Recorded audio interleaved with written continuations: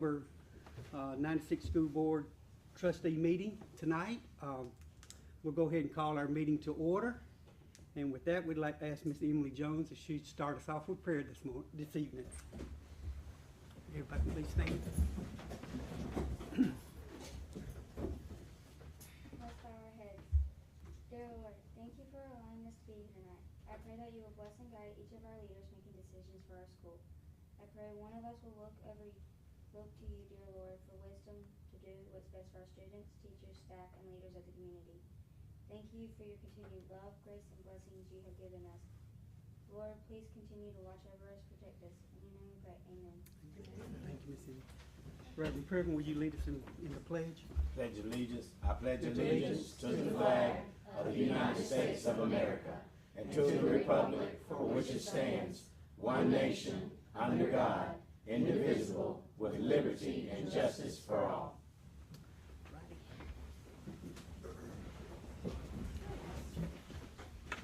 Okay. This time, we'd like to have a motion and a second to approve the affirmation of our agenda. I make a motion that we approve our agenda. I'll second that motion.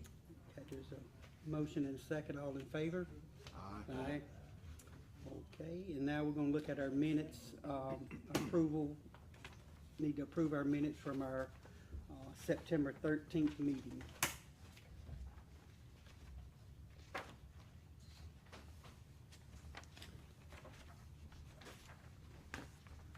I need a motion and a second for that as well. I'll make the motion. Motion, is there a second? Second. Second. Yeah, Mr. Reynolds is joining us all the way from New Orleans tonight, so. All right, all in favor? Aye. Okay. All right, this time we're gonna do our Heart of the Wildcat Awards. Start with Ms. Loudon.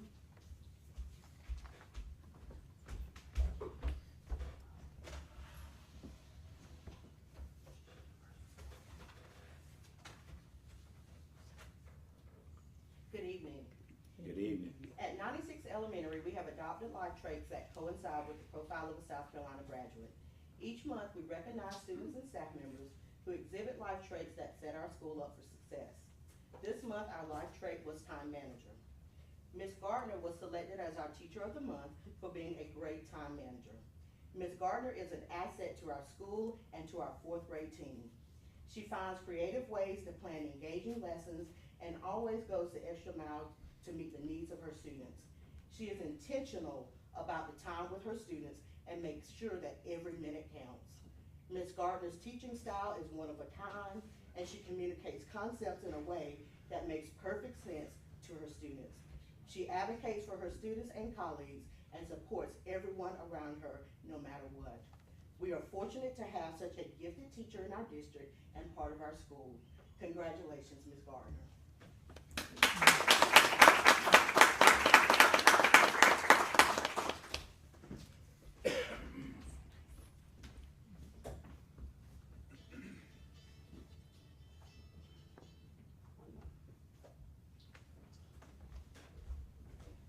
Ms. Joan Chastain was our support staff member of the month, and she couldn't be with us this evening. She also is an excellent time manager and also an awesome recipient of this award. She manages to hop around from room to room, make copies for teachers, sub or do whatever is needed to make sure that our school runs smoothly and efficiently. She is bound and determined to get everything done in a timely manner, and sometimes with a minute to spare. Ms. Jones goes above and beyond for everyone, and we are so lucky to have her at our school. And I just want to thank Ms. Jones for shining each and every day. So we'll give this to her as well. Thank you.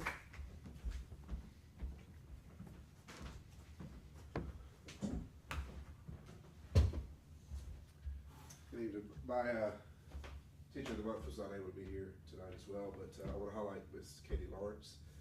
She's shared between Mr. Rice and I, teaches course for us, does a fabulous job. And one thing that I like about Miss Lawrence is works for a lot of the teachers here is that she's just a good person. She's a good people person.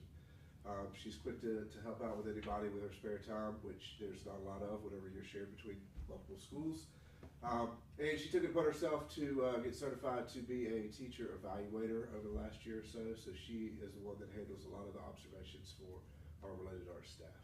So I'm very fortunate to be able to have her for half of the day. So my teacher of the month this month is Miss Katie Lawrence.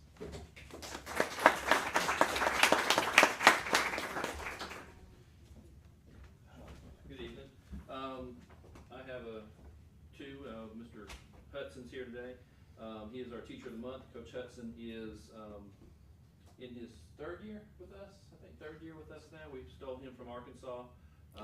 He does a great job with our English students. Really connects well with the kids, and he does a great job coaching as well. Our cross country team is outperforming just about everybody in the Lakelands. Matter of fact, I think everybody in the Lakelands pretty much he's outperformed. So, but he does just as good a job in the classroom. So Coach Hudson, Hawkins Hudson, is our teacher of the month.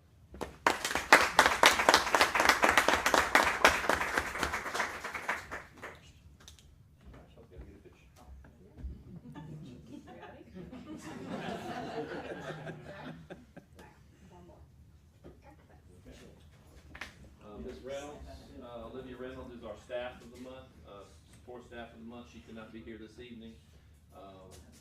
We can't do what we do at 96 High School without Olivia. She does a great job. She does the books, keeps everybody in line, and lets me know when I can spend money and when I can. So Ms. Reynolds does a great job, and we appreciate everything she does.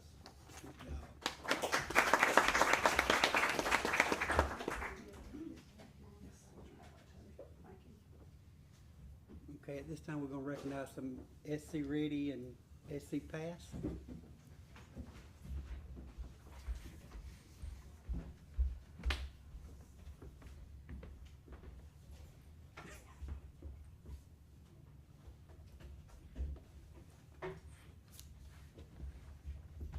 Tonight, it gives me great pleasure to recognize a group of teachers for their hard work based on the results that we have currently received on our end-of-year statewide assessment, SU Ready.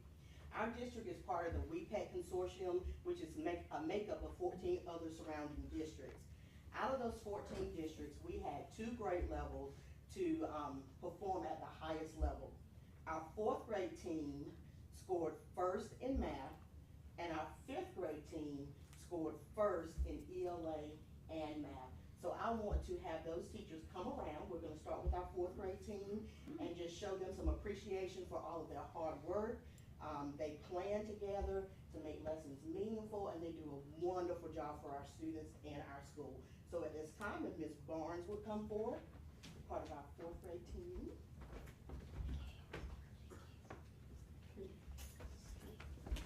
Ms. Carter.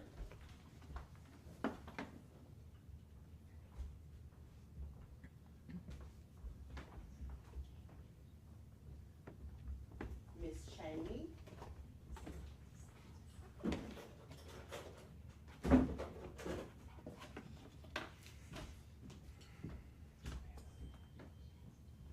Ms. Gardner.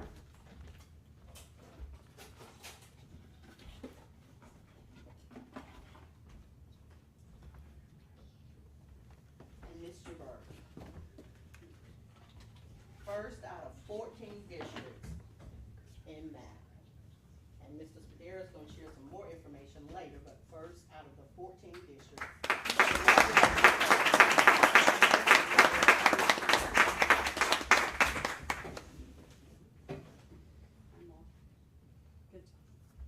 If you want the boxes, I have your boxes. No, we don't want any of the products. You gotta And pull 'em that up was with the you. 68% meeting and exceeding. Display. All right, our 5th grade team, we'll start with our ELA group. We have Miss Michelle Rowell.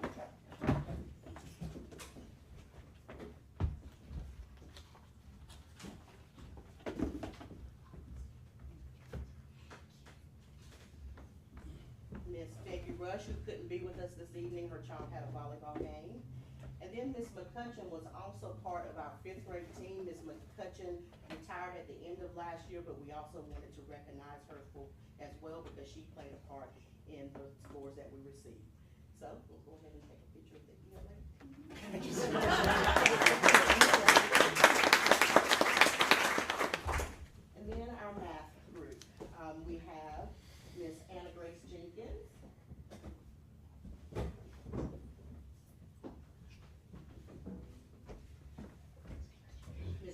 Mitchell. And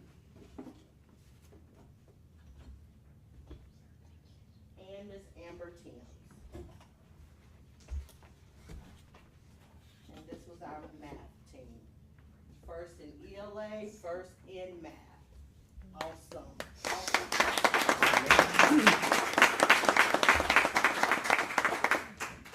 Can we get a group with Miss Rowell with me?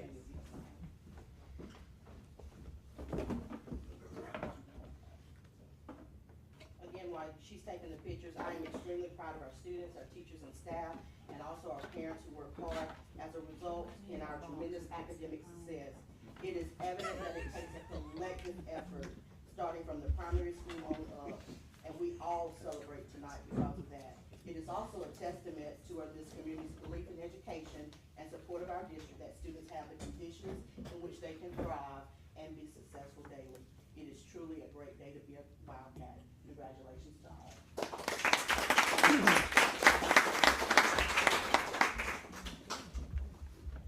Thank you. These are the kind of meetings I enjoy coming to. The rest of it we could do without, but it's necessary. But we appreciate you guys and your hard work that you do for our kids in our district. Keep up the good work. We'd like to have more meetings like this. And Lindsay, this be a good plug for the index, so we can show off our district among 14 other districts in our region. Any other board comments? Nope, I completely agree. That's what we're here for. Anybody sign up for public comment? Okay, no public comment.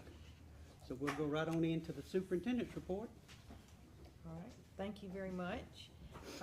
As you have in your packet, we gave you an opportunity to review the parenting report. Also professional leave requests and fundraiser requests. Also in your packet was an overnight field trip for the Edgewood Middle School Beta Club, and an overnight field trip request from the 96 High School Agricultural Department, Mr. Rice. Are there any questions on those trips or those requests at this time? We need to approve those, right? Yes, the 2 overnight trips, yes, sir. Okay. Y'all want to do those together? I need a motion and a second to approve overnight field request for the Edgewood Middle School Beta Club and the 96 Agricultural. I make a motion that we accept both of those overnight field trips for EMS Beta Club and the 96 High School Agriculture Department. Second. Okay, there's a motion and a second. All in favor? Aye. Okay, that passes.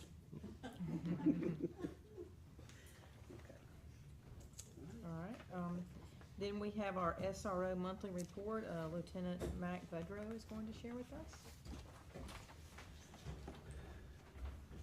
Thank you, Dr. Taylor, members of the board. I wasn't able to email y'all the reports this last time due to the 2-week break and everything like that, so I placed them on your desk in front of you. This is for the month of September, which some of them were lower than last month, which is good. Primary school had 2, elementary had 1, Edgewood Middle School had 0, surprisingly. The high school had 6, alternative 0, transportation 0, stadium had 1, district office 0, which total of 9. The difference from last month, we had 15 last month, that's a -6 on that. And this time last year was 16, that's a -8. And there's no additional information for this month. Thank you, sir. Nope. Thank you very much. Yeah. All right, at this time, our 96 High School Athletic Director, Coach Wertz, is going to share with us sprinkler system quotes.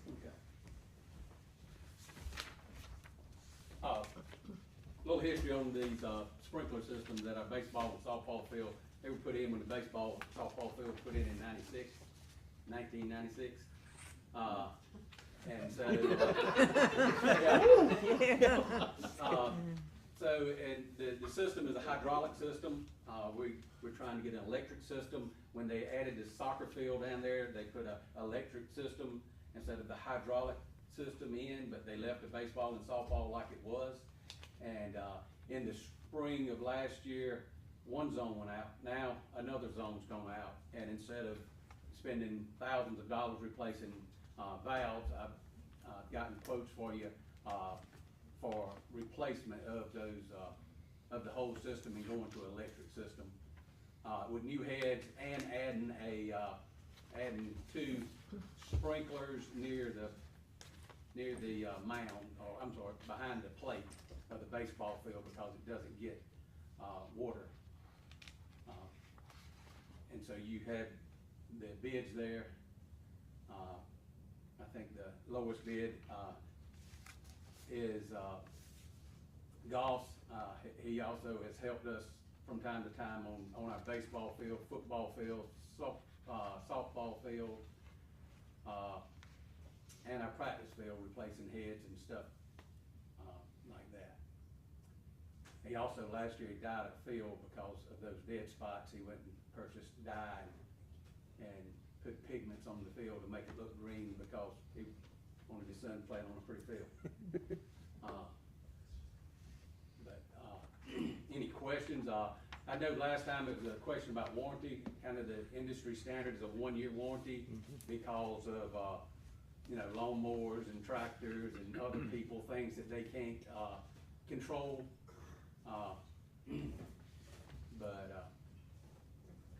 And that's all 3 of them had a 1-year warranty on them. Any questions? How quick can they get the work done? He said he was 4 weeks out. Okay. About the time it starts raining. Yeah. Which, He's gonna try to work in the mud. yeah, and then really, we just purchased $1,600 worth of rye that needs to get in the ground and watered as fast as possible. Yes. Okay. Because it's got to start growing before it gets really cold, so, as soon as possible is best. So do we need to make a motion on this? We do. I make a motion that we accept, the lowest bid for, updating, improving the, irrigation system on the ball fields. Second. Okay, I have a motion and a second. All in favor? Aye. All right, that passes. Thank you, Coach Thank you. Works. Thank you. Appreciate that.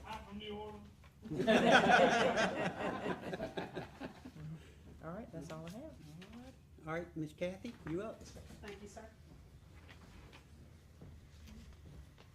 Okay, I bring before you tonight, policy BEDH, public participation for the 2nd reading.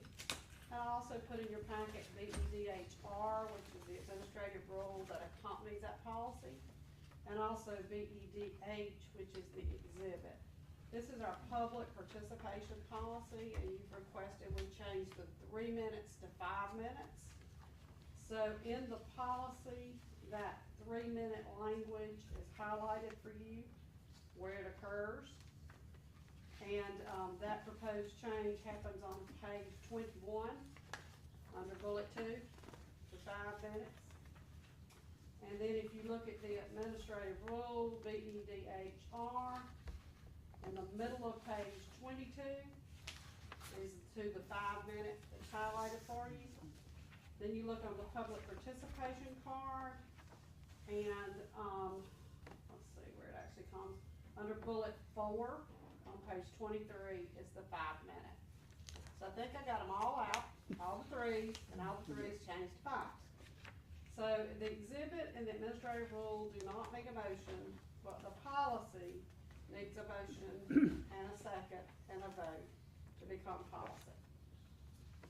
You had that in front of you, so I need a motion to approve this policy in a second.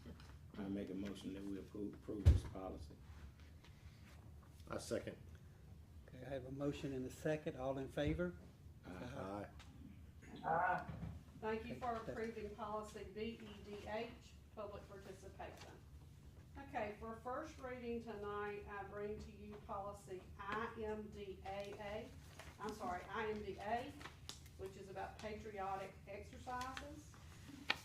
IMDB, which is the flag motto displays.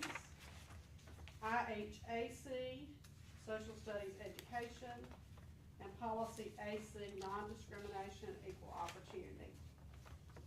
The non-discrimination, equal opportunity one, is a name change.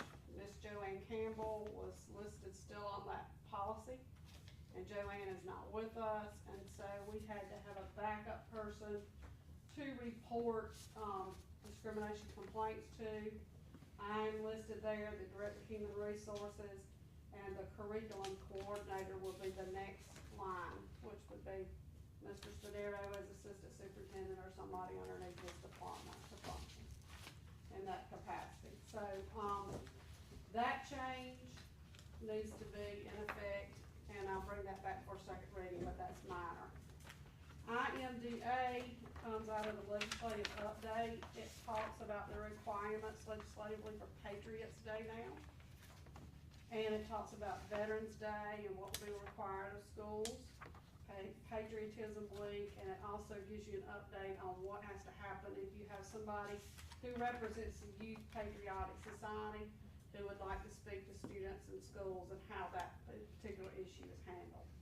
Now, this is not for second reading, this is for information. So what I'm gonna ask you to do is take some time with this. If you have questions about it, you can email me, we can discuss it. And then we come back next time, if you wanna discuss it together as a group, we can do that then. Okay, give you some time to digest it. The flag motto displays, the law has changed so that the United States flag and the South Carolina flag has to be flown on the grounds of every public school every day it is in session. And then inside the building, we have to display a South Carolina flag and a United States flag in every public school building. So we have them in here, and we'll have to have them in other places as well. And then the big change is the motto displays. The official motto of the United States, "In God We Trust," has to be displayed. The South Carolina motto, "While I Breathe I Hope," and the other South Carolina motto, "Prepared in Mind and Resources." So those will have to be either painted like as murals or pictures, posters bought of those and framed in places inside public schools.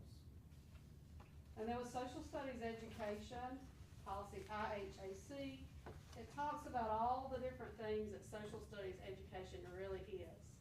And the things that are required, the Declaration of Independence, the Emancipation Proclamation, the Federalist Papers, freedoms guaranteed by the Bill of Rights, and it talks about social studies including economics, personal finance, sociology, psychology, geography, political science, anthropology, and history.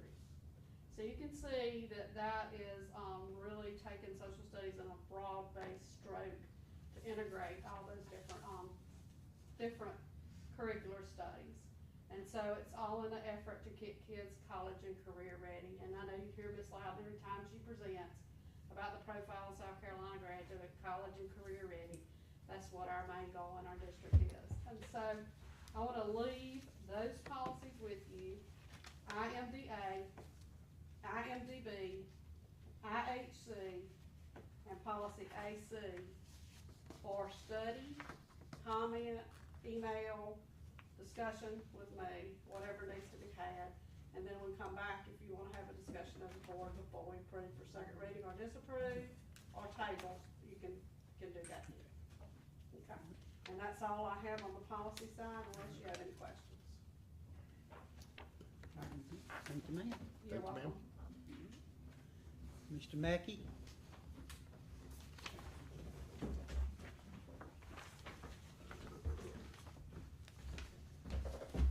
Good evening, guys. Good evening. Nice to be here as always. Jay, I hope you're listening. So. You know I am. So as of September 30th, 2022, our revenue was 1.4 million. Our expenses are about 2.4 million. So don't be alarmed by the fact that we're about $1 million underwater right now. If you look at the 5-year comparison report, we're always at that point at this stage. Come January, when we start getting property taxes coming in, that'll flip-flop and we'll look pretty good. So far, everything we've gotten from the state in terms of their budget is on par and about what we expected with our budget, so I don't have any concerns, and nothing unusual to this point in the year. The expense listings I gave you guys, I tried to format it a little bit to make it a little easier to read, so I hope That was good. I hope it is, because I know some of those reports that I pull are Yeah, that looks a whole lot better. convoluted, Yeah. so. It's not ever very interesting data, but hopefully I made it a little easier to read. And then last thing, just a quick update on where we stand on some of our capital projects. We're moving forward with the fencing and the security cameras at the elementary school. We're starting work on upgrading playground equipment here at the primary school. And then Old High School, a week or two ago, I met with an electrical engineer about the power, our power needs at the Old High School, and he pretty much said no matter what we do, it's got to be replaced. It's like 50 or 60 years old, and he said the oldest you ever see things operating that you can get parts to replace are about 40 years old. So no matter what renovations we decide to do, which parts of that building we want to keep and try to renovate, we got to get a new power source and a whole new power system, which, you know, if we were going to have to keep the old one, that sort of would dictate how much we can renovate or what we needed to keep and all that. So it does free up a little bit of flexibility for what we want to try to do. It just is a little added cost on top of it. So the next steps there is we're trying to set up a meeting with the architect October 20th to talk about what we use the building for, what we want to get out of it, and then he'll draw up some schematics. We'll present it all to you guys, and we'll go from there. So October 20th is the next step on that process. So any questions from any of you guys? I don't think so. Sir, appreciate it. Thanks, sir. Thanks, sir. Mrs. Spadaro?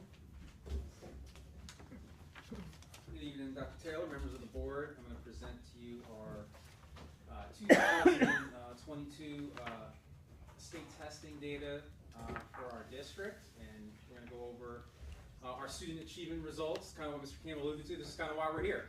We're going to make sure students are meeting and exceeding standards, and that students are college and career ready when they leave our school district. Okay, Bob, go to the next slide.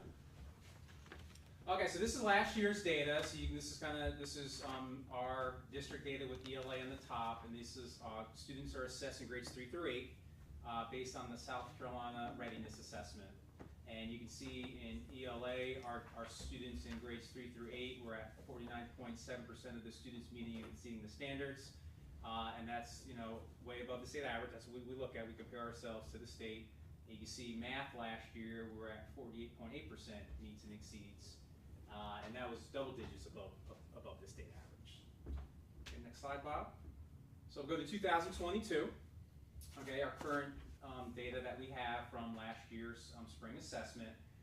You can see our district is at 52.7% meets and exceeds the standards in ELA, and that's a 3% increase from last year, so that's good. Anytime we move the needle forward, that's a success story, grades 3 through 8. Compared to the state moved too. The state grew 4%. We're still above the state average with our English language arts scores.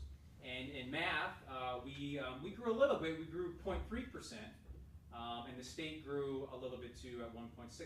But you can see we're still double digits above the state average. And we're kind of following the trends across not only South Carolina but the nation.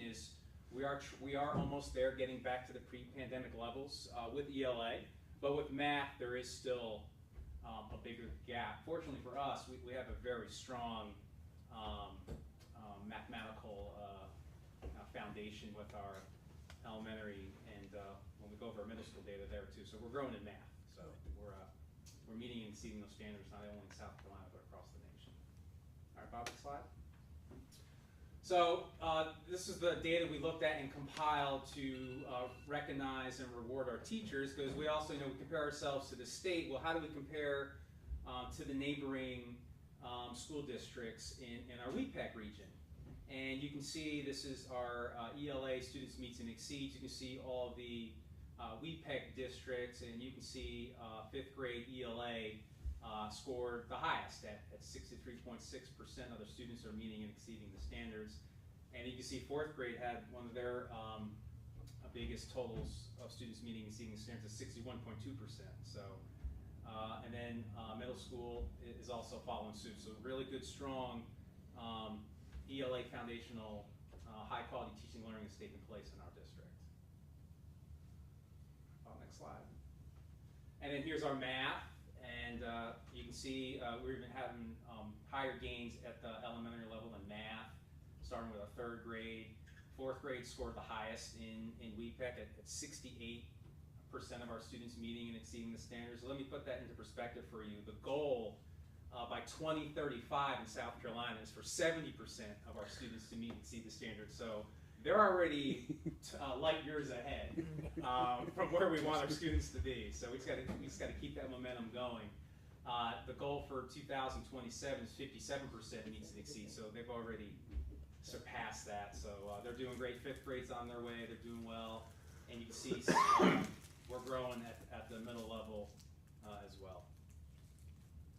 All right, this is break our data down by grade level, and we wanted a 3-year trend data to see where we are with our district and how we compare to the state. So you look at third grade, SC Ready. So right now we have 47% of our students are meeting and exceeding the standards in third grade reading, and that's a 7% decline from last year. So that's something that we're addressing this year. We're going to go over a couple action steps we're going to take to get the third graders prepared for fourth grade.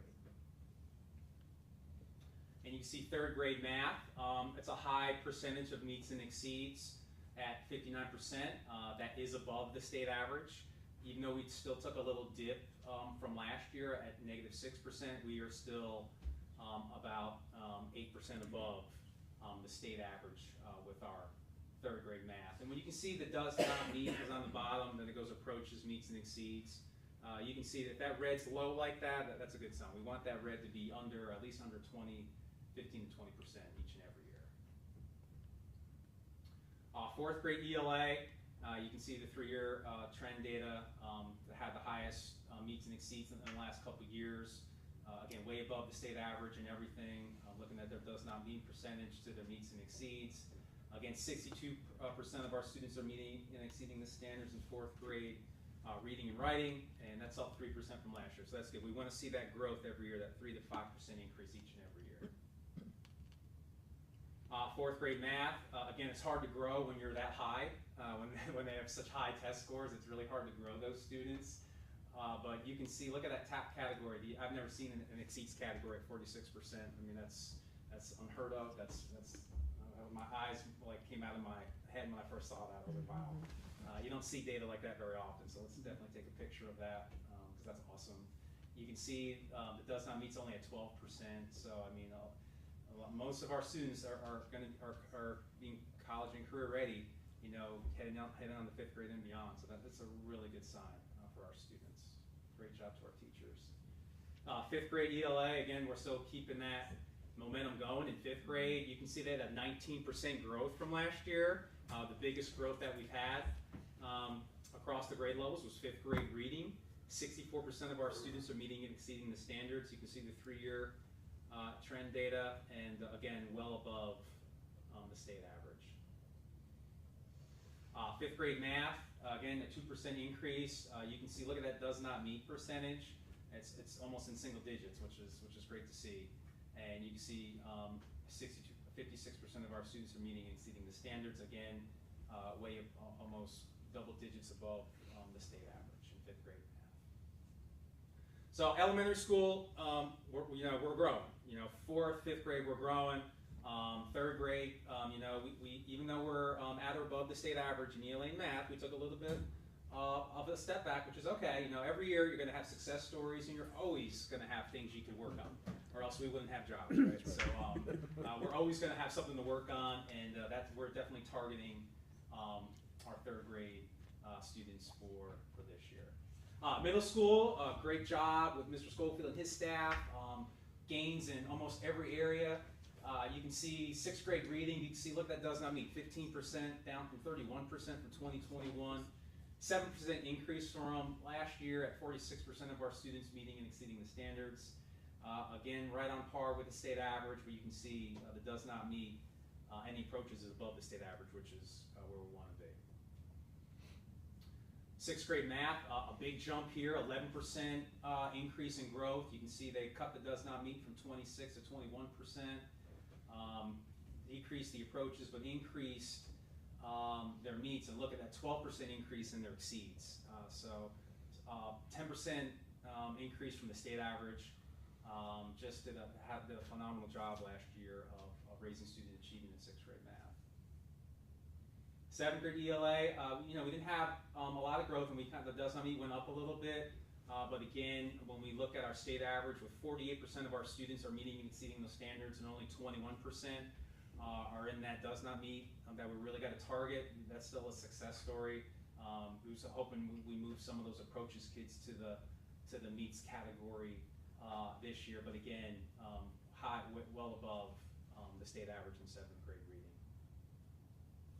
Seventh grade math, again, double-digit increase, right? We remember this time last year, I don't know if you remember or not, we were focused on secondary math and hired a math coach, and math was our target. Mr. Schofield came up with block scheduling, so the kids could have double math each and every day. So we knew it was a priority, and it's going to be even paying off this year as well. So double-digit increase with seventh grade math. You can see they decreased the does not meet. Look at that compared to the state average. That's a phenomenal job here.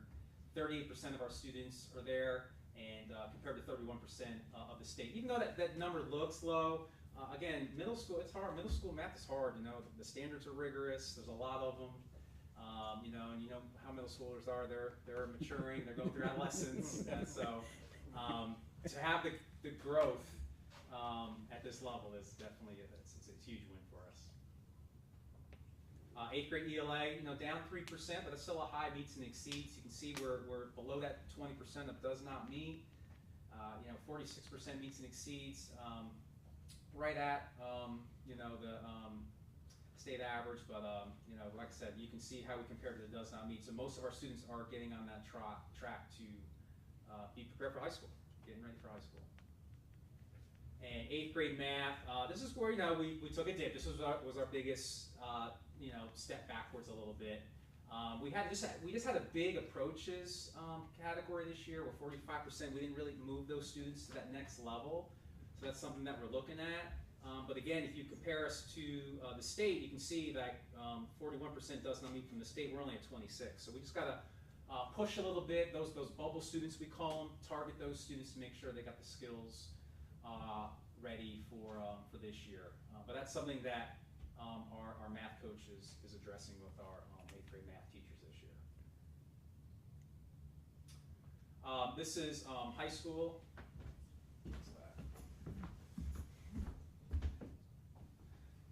So elementary and middle school is, how the school report card works is it's a year-to-year comparison. This is the first year we're getting school report card ratings in 3 years, so this is kind of an exciting time. The ratings are coming out, I think, October 13th. So we're hoping next month when we're here, we're going to recognize some other folks for their report card ratings, because we are anticipating some ratings changing for the good for our schools. So that's going to be exciting.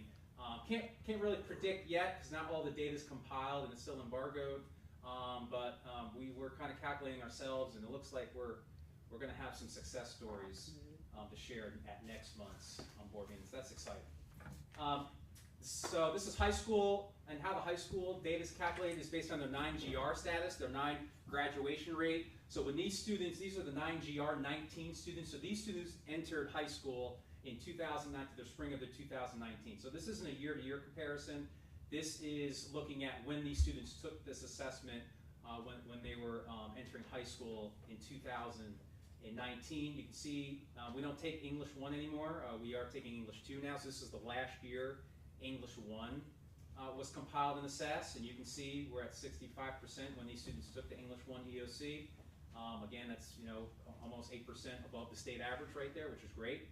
You can see our algebra scores compared to the state. Again, we're below the state average, but again, this was compiled from when the students took this test when they were freshmen or sophomores in high school, or 8th graders.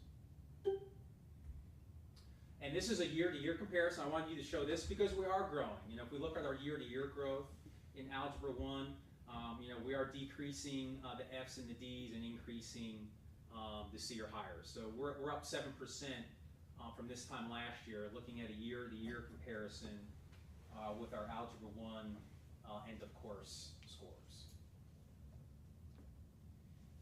And in English 2, again, rock solid. We're at 7% C or higher with the English 2 assessment. This will be calculated on next year's school report card rating, because this is the first time that these freshmen, the 9GR20 students, took the English 2 assessment when they switched the accountability model from English 1 to English 2. So we feel confident that we will be exceeding the state average with our English 2 scores, which we're doing right now. And then leaving you with the most important probably data point is graduation rate, right? We want to make sure our students are graduating on time. And this is going to be heavily looked at when the new accountability ratings come out this year, is on-time graduation rate, making sure not only students are graduating on time, but what are they doing after their freshman year? Are they having 6 Carnegie units completed after their freshman year, 12 after their sophomore year? So we're also going to be looking at students that are on time their freshman year and their sophomore year and junior year, if they're going to get those 24 Carnegie units by the end of their senior year. But you can see our grad rate has grown over the last 4 years. Great job to Mr. Rice, Mr. Sproud, Ms. Blackwell, the school counselors over there, making sure students are college and career ready. But that, even though it's a 0.3% growth, it's still growth. And you can compare our grad rate to the state. You can see that's almost 7% higher. So you're seeing the pattern here, right? You're seeing we are at or above the state average in most of every category, which is that's where we want to be each and every year. That's the expectation, because we have great principals, we got great teachers, great support staff, great community. So we expect greatness because we have a lot of great things going on within our district. So what we're working on with curriculum instruction this year to make sure we reach our goals for 22-23, we hired a reading coach and a reading interventionist at the elementary level to help fill in those gaps with us, particularly targeting our 3rd graders. We hired a secondary math interventionist providing support to grades 6 through 12. We created block scheduling for middle school math, and they're getting 100 minutes of instruction every day. We hired a success coach at the high school level to ensure students are college and career ready. And we're offering after-school tutoring for high school students. So everything that you guys approved and we've asked for, we want to make sure you're getting a return on your investment. And I think hopefully looking at this data and sharing this with you, and hopefully in a few days you'll check out those report card ratings, and hopefully you'll like what you see as well. And we just appreciate all your support you do for us each and every day. And I'm happy to answer any questions that anybody may have. Keep Great up the report. good work. Yeah, keep up the good work. Absolutely. Thank you. Thank you. All righty, Ms. Anderson for personnel.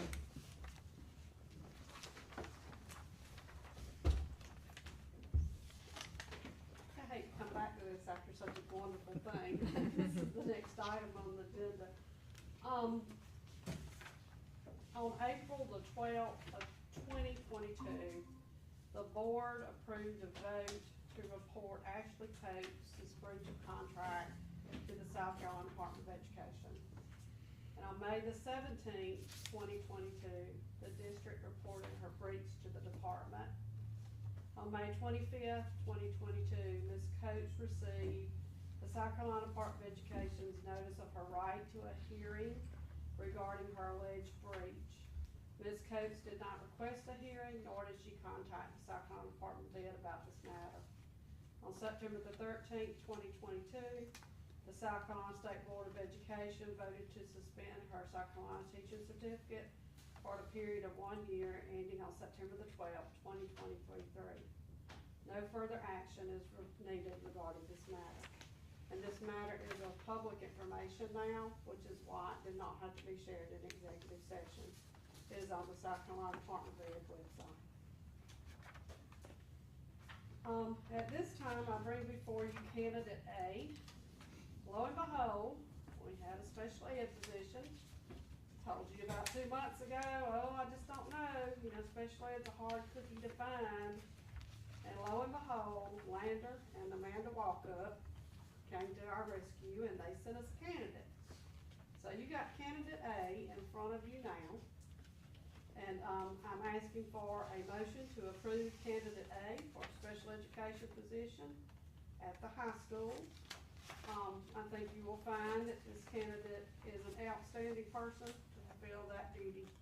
And we're just pleased to have somebody for caliber to even apply. So I'm seeking a motion to, get approval for her. All right, I make a motion that we approve her. have a second? There's a motion and a second, all in favor? That motion carries. The board has approved Anna Caroline Turner. She is at Lander, and she will be functioning under an internship credential for us, which means she will start her job second semester. She will do her student teaching and be the teacher of record at the same time, which is permissible by the State Department of Education, and this option is only offered through those regulations to some of the most outstanding people that they have of that caliber at Lander academically. And, Lander feels that she can carry this load and do a great job with us, and I believe that as well. She's an excellent candidate. I look for good things from her. We already have one person in a similar position in our district, and that person is doing an outstanding job as well. So the internship credential is helping us fulfill the teacher shortage that we are experiencing. So our district has been truly blessed. And so the hiring update is, anybody wanna guess what it is? Hope it's nothing. Clay, yeah, for right now, okay? And we're gonna hope that it stays that way. I laughed and told somebody, used to be hiring season started in about March, and it was over about May. Now it is about 9 months out of the year, and so, it has increased the duties of the one single person that occupies the personnel department tremendously to get these positions filled. I look back at some of our data too. I am too a data person, and we have lost a good many jobs over the years, but we've been fortunate enough to replace them.